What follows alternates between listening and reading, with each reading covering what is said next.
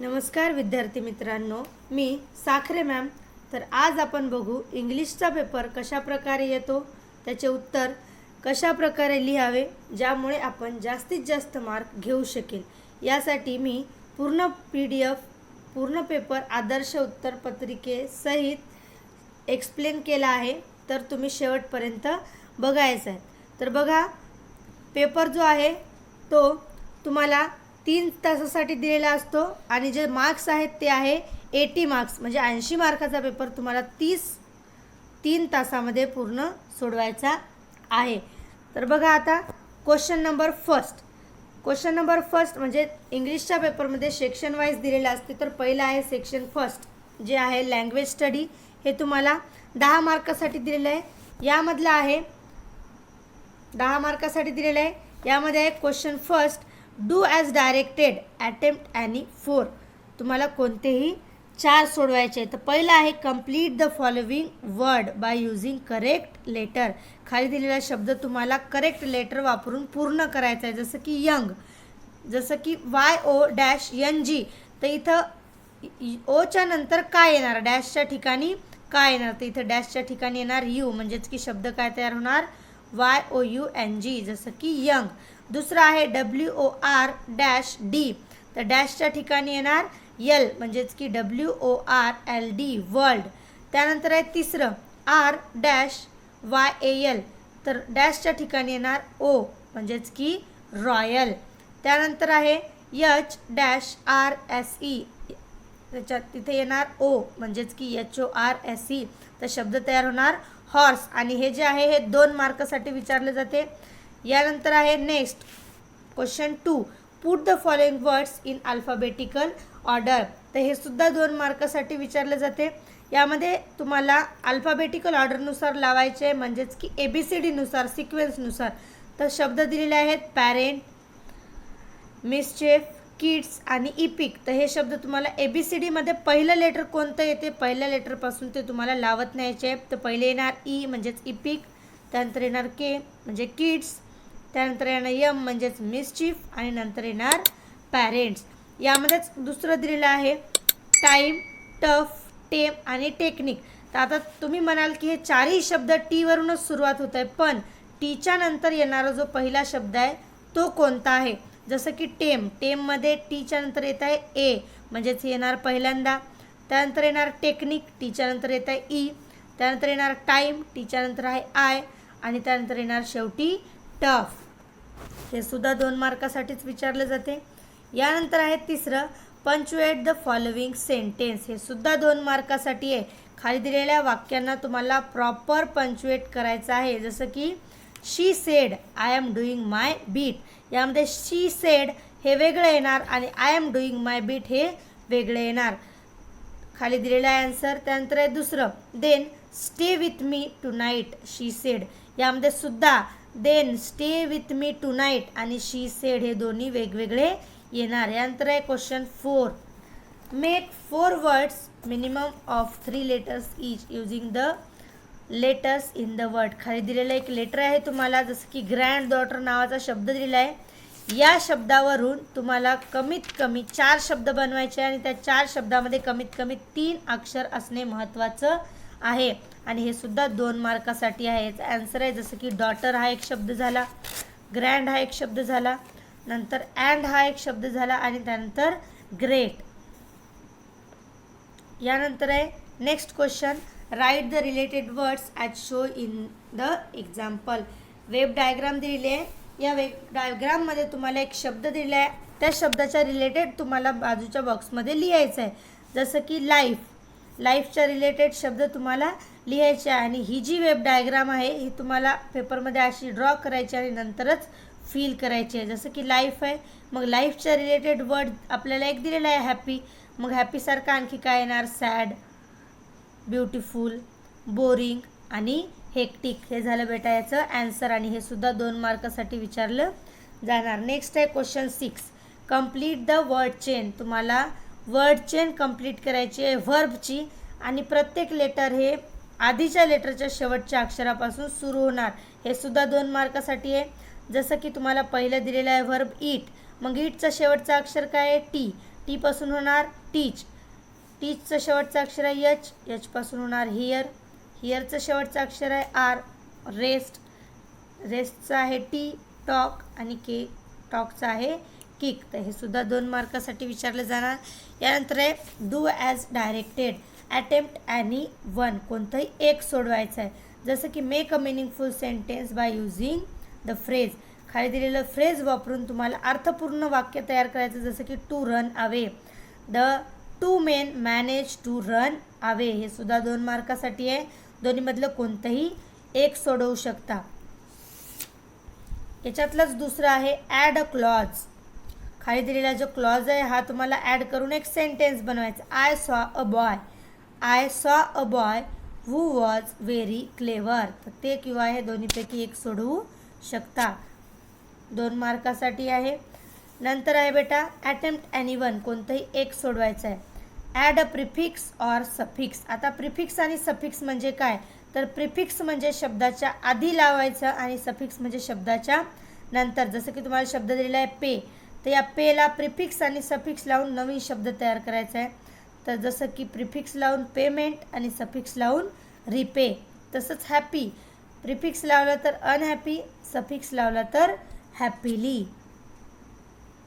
Next question याच्यामध्येच or आहे. Make a meaningful sentence by using one of the following words, खाली दिलेला एक शब्द तुम्हाला वापरून अर्थपूर्ण वाक्य तयार करायचं आहे 1 मार्कासाठी. जसं की शब्द दिलेला आहे pay, I pay the bill regularly, हे झालं तुमचं वाक्य. दुसरं आहे जसं की happy, I am very happy. यानंतर येणार नेक्स्ट क्वेश्चन. नेक्स्ट आता हे झालं आपलं सेक्शन फर्स्ट, जे की होतं 10 मार्कासाठी. किती मार्कासाठी होतं, 10. आता चालू होतं इथून सेक्शन 2, जे दिलेलं आहे 20 मार्कासाठी. किती मार्कासाठी दिलेलं आहे, 20 मार्क्स तुम्हाला आहे. रीड द फॉलोइंग पॅसेज, खाली दिलेला जो पॅसेज आहे हा तुम्हाला पूर्णपणे वाचायचा आहे आणि वाचून त्याच्या ज्या ॲक्टिव्हिटी जे काही क्वेश्चन्स दिलेले आहेत ते सोडायचे आहेत. तर बघा नेक्स्ट याच्यामधला आपला पहिला प्रश्न आहे write whether the following statement are true or false. खाली दिलेलं जे वाक्य आहे हे चूक आहे की बरोबर आहे लिहायचं आहे. After a hearty lunch the narrator settle down with a story. तर हे वाक्य चूक आहे की बरोबर आहे हे लिहायचं आहे. तर हे ॲन्सर आपलं पॅसेजमध्ये दिलेलं आहे. पॅसेज वाचायचं आणि नंतरच प्रश्न सोडवायचे आहेत. याचं ॲन्सर आहे बेटा ट्रू, म्हणजे हे वाक्य जे आहे हे बरोबर आहे.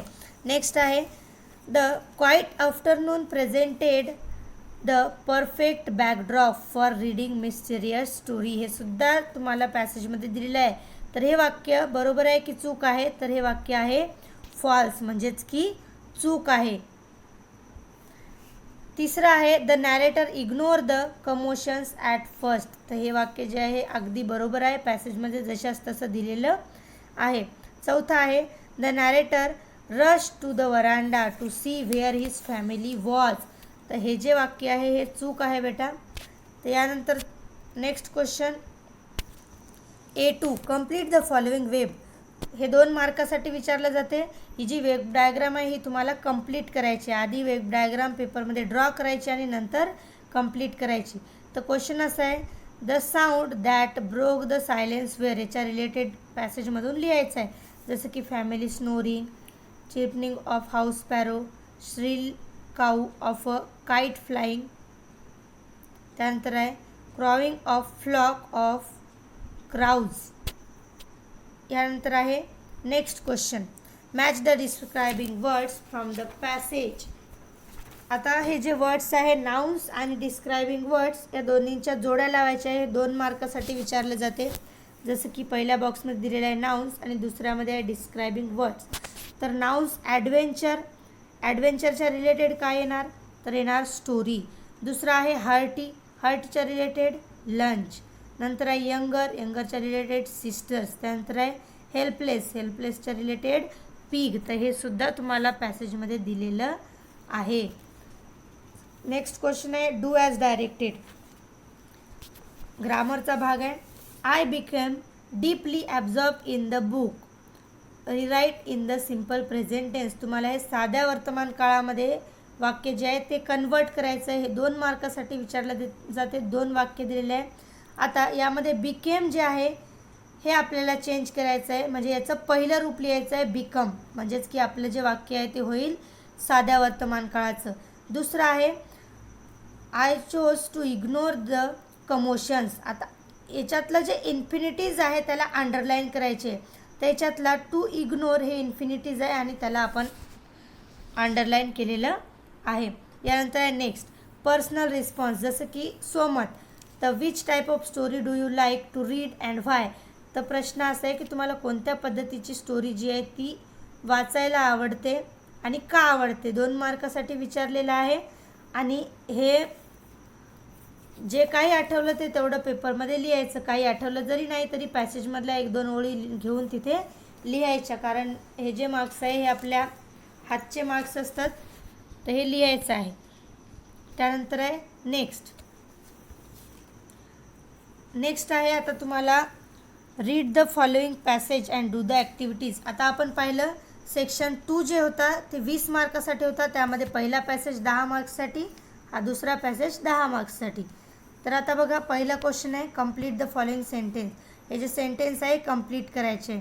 Meena stay alone as her parents live in Delhi. तर हे सेंटेन्स आपण कंप्लीट केलेलं आहे आणि हे सेंटेन्स पॅसेजमध्ये जशाच तसं दिलेलं आहे. नेक्स्ट आहे Meena had the habit of complaining about anything and everything. त्यानंतर आहे the narrator was caught in the rain. Seeing Meena the narrator's first reaction was to run. 2 मार्कासाठी 4 सेंटेन्स तुम्हाला कंप्लीट करण्यासाठी येतात. तर पॅसेजमध्ये बघायचे आणि कंप्लीट करायचे.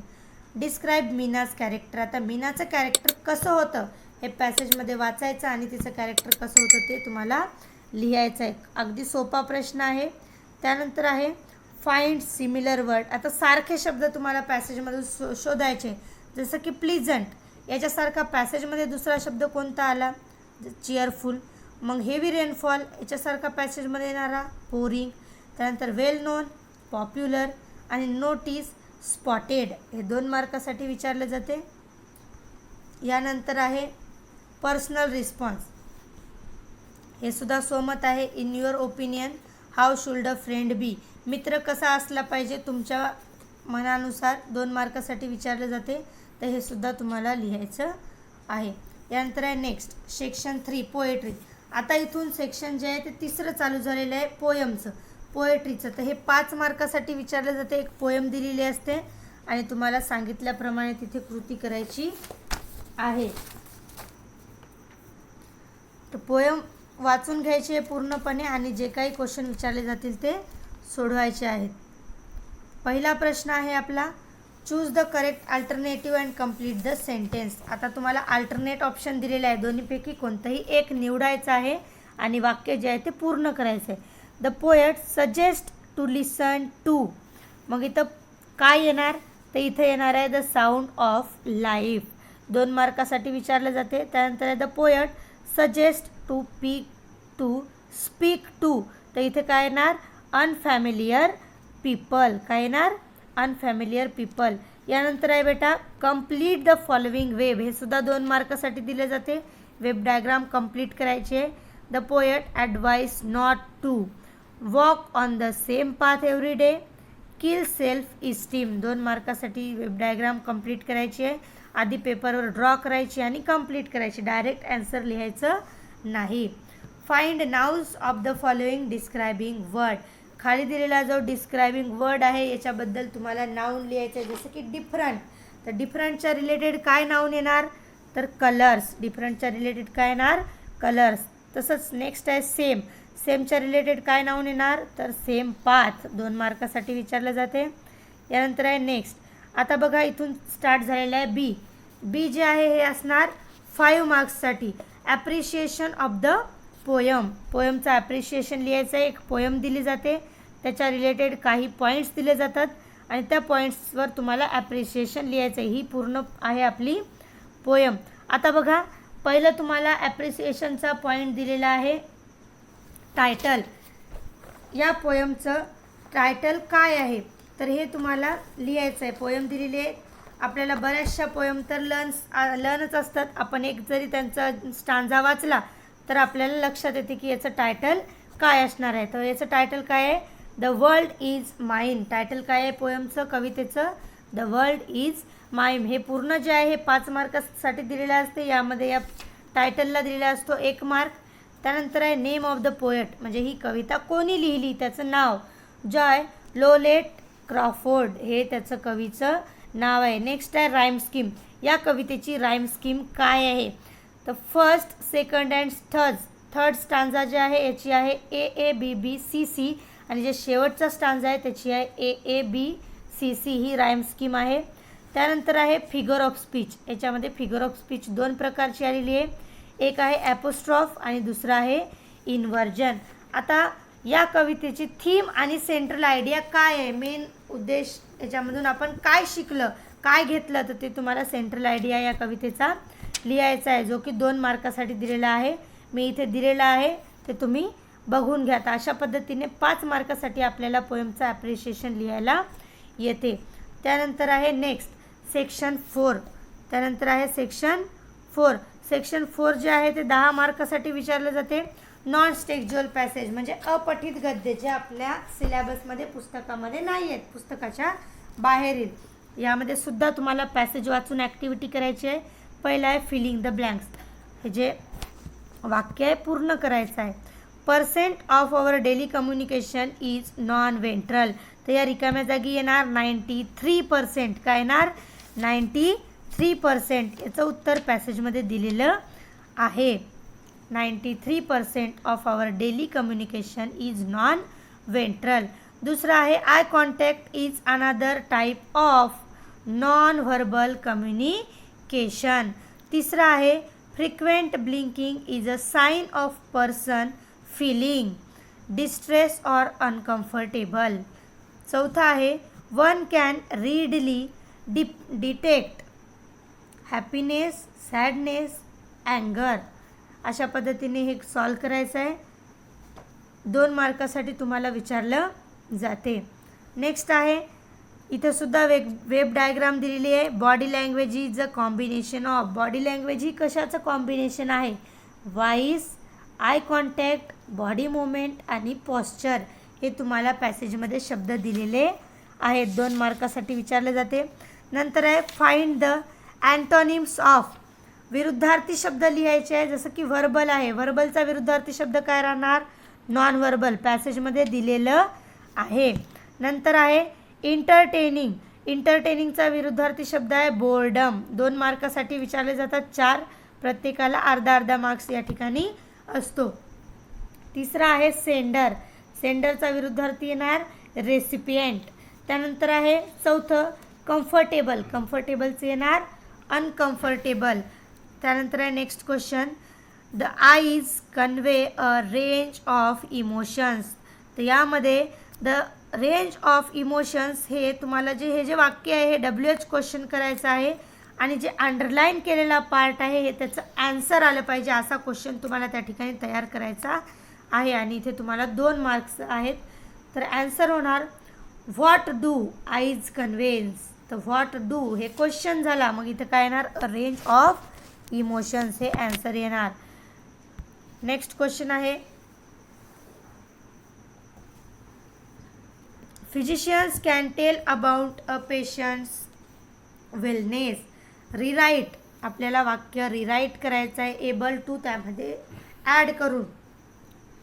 Physicians are able to tell about patients wellness. तर आपण फिजिशियन्स आणि पेशंटच्या मधात टाकणार physicians are able to tell about patients wellness.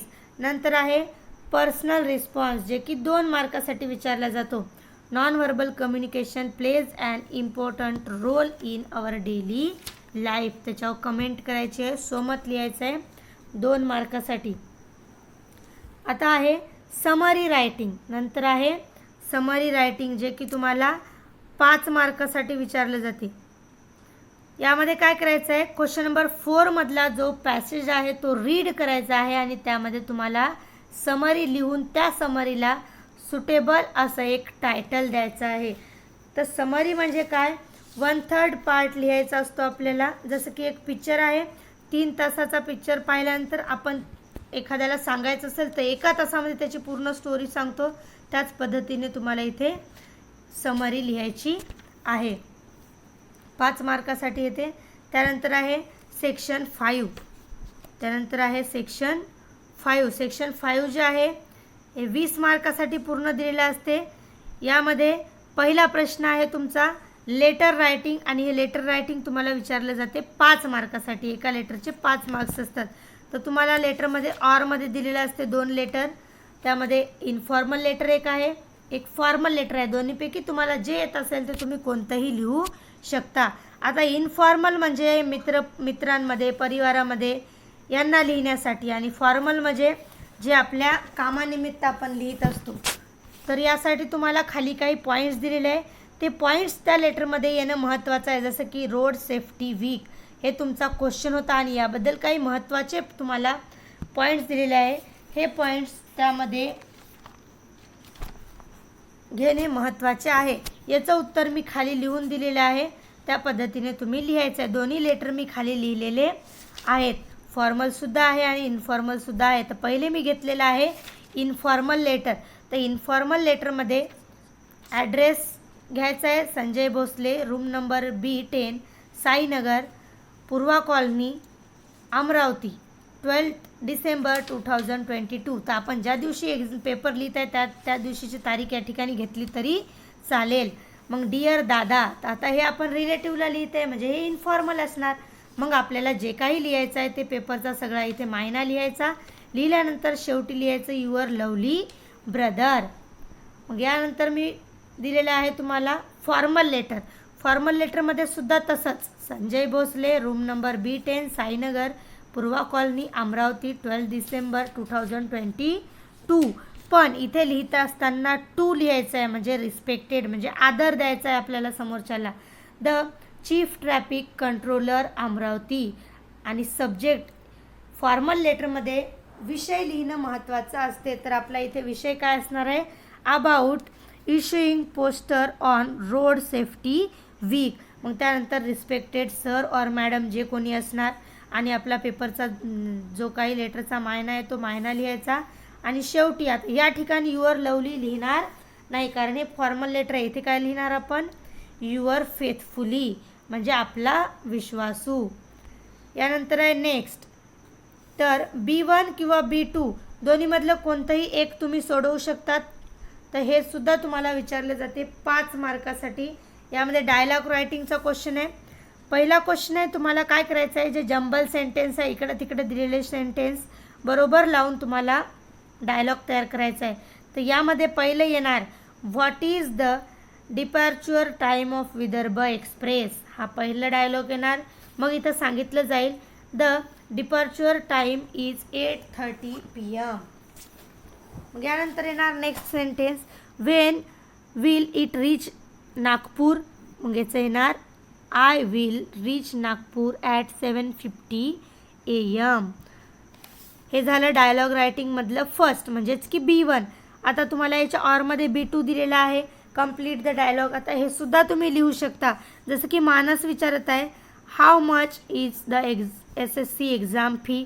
तर मी याचं उत्तर दिलेलं आहे लिहून तुम्हाला. SSC एक्झामची फी काय आहे हे विचारलं आहे. तर it is 550. Next when is the last date to submit the exam form. Exam form भरण्याची शेवटची तारीख काय आहे. तर लास्ट डेट इज 15 जानेवारी.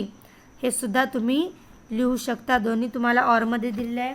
यानंतर आहे तिसरं write dialogue between a student and teacher. Importance of yoga. Teacher आणि स्टुडंटमध्ये योगाची इम्पॉर्टन्स सांगत असताना किंवा संवाद करत असताना तुम्हाला लिहायचं आहे. तर ॲन्सर मी तुम्हाला खाली लिहून दिलेला आहे. ते तुम्ही एकदा बघून घ्या, वाचून घ्या. त्यानंतर आहे नेक्स्ट क्वेश्चन. नेक्स्ट क्वेश्चन आहे ड्राफ्टिंग अ स्पीच. नंतर आहे ड्राफ्टिंग अ स्पीच. तुम्हाला स्पीच लिहायचं आहे. जसं की इमॅजिन करायचं आहे जनरल सेक्रेटरी तुम्ही जे आहे ते तुमच्या शाळेच्या कल्चरल कमिटीचे जनरल सेक्रेटरी आहात, आणि तुम्हाला the trees are our best friend या विषयावर बोलायचं आहे. खाली काही पॉईंट्स दिलेले आहे. ते पॉईंट्स त्यामध्ये असणं महत्त्वाचं आहे. तर हे तुम्हाला मी लिहून दिलेलं आहे त्या पद्धतीने लिहायचं आहे बघा. The trees are our best friend हा आपला विषय आहे आणि हे काही जे काही आपल्याला पॉईंट्स दिलेले होते, मायना होता, त्या मायन्याप्रमाणे मी लिहिलं. सगळं स्पीच झाल्याच्या नंतर शेवटी थँक्यू यू लिहायचं आणि आपलं स्पीच जे आहे ते स्टॉप करायचं आहे. नेक्स्ट आहे इन्फॉर्मेशन ट्रान्सफर. हे तुम्हाला 5 मार्कासाठी विचारलं जाते. इथं काय करायचं आहे, इन्फॉर्मेशन ट्रान्सफर करायची आहे. जसं की व्हर्बल नॉन व्हर्बल म्हणजे नॉन व्हर्बल टू व्हर्बल किंवा व्हर्बल टू नॉन व्हर्बल. यामध्ये तुम्हाला एक डायग्राम दिलेली आहे. या डायग्राम म्हणजे नॉन व्हर्बलपासून व्हर्बल तुम्हाला इथे करायचं आहे.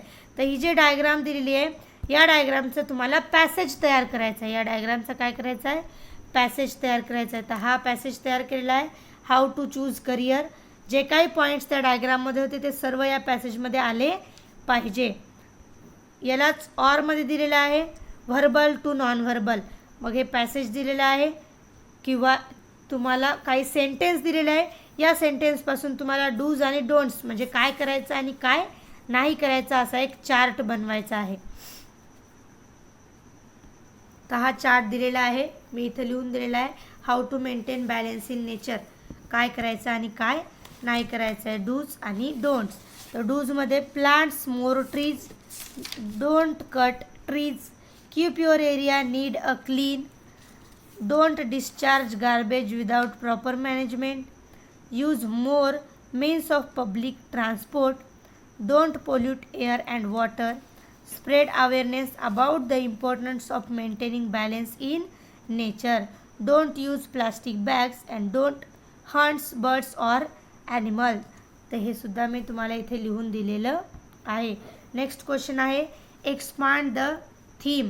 एक्सपांड द थीम हे तुम्हाला 5 मार्कासाठी विचारलं जाते. यामध्ये सुद्धा B1 आणि B2 दोन्हीमधलं तुम्ही कोणतंही एक सोडवलं तरी चालते. B1 आहे न्यूज रिपोर्ट. तुम्हाला इथं न्यूज रिपोर्ट द्यायची आहे. विषय सगळा दिलेला आहे. 21 year old Mayur was win world chess championship make. आता जे 21 वर्षाचा मयूर आहे त्यांनी वर्ल्ड चॅम्पियनशिपमध्ये जिंकलेला आहे चेसमध्ये. खाली काही शब्द हे सेंटेन्स काही गाईडलाईन्स घ्यायच्या, जसं की हेडलाईन काय द्यायची, डेडलाईन काय द्यायची आहे, लीड लाईन काय आहे, त्याची बॉडी काय असली पाहिजे रिपोर्टची, हे सगळे गोष्टी तिथे असणे महत्त्वाचं आहे. हे तुम्हाला रिपोर्टसुद्धा मी इथे लिहून दिलेला आहे. Mayur wins world chess championship at the age of 21 हे त्याची हेडलाईन असणार आहे आणि हे डेडलाईन आहे आणि हे तुमचा त्या न्यूजचा सगळा मायना या ठिकाणी मी लिहून दिलेला आहे. तर हे तुम्ही वाचून घ्यायचं आहे बेटा. नेक्स्ट आहे B2 develop a story using the following beginning. तर त्या रिपोर्टलाच ऑरमध्ये आहे. ही तुम्हाला थोडीशी सुरुवात दिलेली आहे. ही सुरुवात घेऊन तुम्हाला एक स्टोरी लिहायची आहे आणि त्या स्टोरीला एक शीर्षकसुद्धा या ठिकाणी द्यायचं आहे. तर ही कथा पूर्ण करायची आहे. हे 5 मार्कासाठी असते. आता नेक्स्ट आहे सेक्शन 6. नेक्स्ट आहे सेक्शन 6 जे की तुम्हाला 5 मार्कासाठी विचारले जाते. शेवटचं सेक्शन आहे 5 मार्कासाठी. याच्यामध्ये पहिला प्रश्न आहे ट्रान्सलेशन. ट्रान्सलेट करायचं आहे आपल्या मीडियम ऑफ इन्स्ट्रक्शनमध्ये म्हणजेच आपल्या मातृभाषेमध्ये कोणतेही 4. तर पहिला शब्द दिलेला आहे स्लोली. तर स्लोली म्हणजे जसं की आपल्याला माहीतच आहे हळूहळू आणि त्याचा दुसराच अर्थ म्हणजे संथपणे. दुसरा आहे गार्डन. गार्डन म्हणजे बगीचा किंवा बाग. तिसरा आहे रिमेंबर आठवणे किंवा स्मरणे. त्यानंतर चौथा आहे सायंटिस्ट म्हणजेच शास्त्रज्ञ आणि 5वा आहे पिकनिक म्हणजेच सहल. पिकनिक म्हणजेच काय, सहल. तर 5 पैकी कोणतेही 4 तुम्हाला या ठिकाणी सोडवायचे आहेत. दुसरा आहे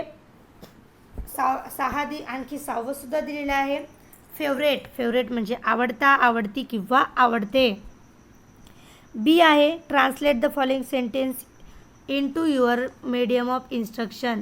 आपल्या मातृभाषेमध्ये कन्वर्ट करायचे आहे. Always speak respectfully with others. दुसऱ्यांशी नेहमी आदराने बोलावे. यामध्येच दुसरा आहे take advice from your parents from time to time. तुमच्या आई वडिलांचे वेळोवेळी सल्ले घ्या.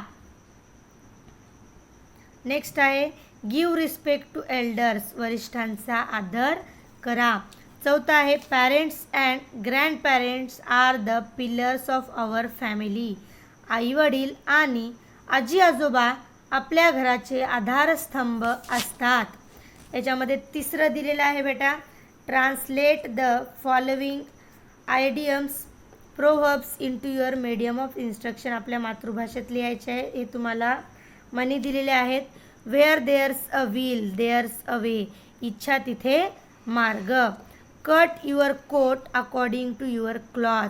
अंथरून पाहून पाय पसरावे. तर या ठिकाणी हे आपला पूर्ण इंग्लिशचा पेपर झाला आहे. कशा पद्धतीने सॉल्व करायचा, कशा पद्धतीने उत्तर लिहायचे, किती मार्क्ससाठी काय विचारलं जाते. इथे आपला व्हिडिओ इथे संपला आहे. आजचा व्हिडिओ आपल्याला आवडला असेल तर आपल्या चॅनलला लाईक करा, सबस्क्राईब करा व आपल्या फ्रेंड्सला शेअर करा. तुम्हाला इंग्लिश पेपरसाठी माझ्याकडून बेस्ट ऑफ लक. ओके बेटा, थँक्यू.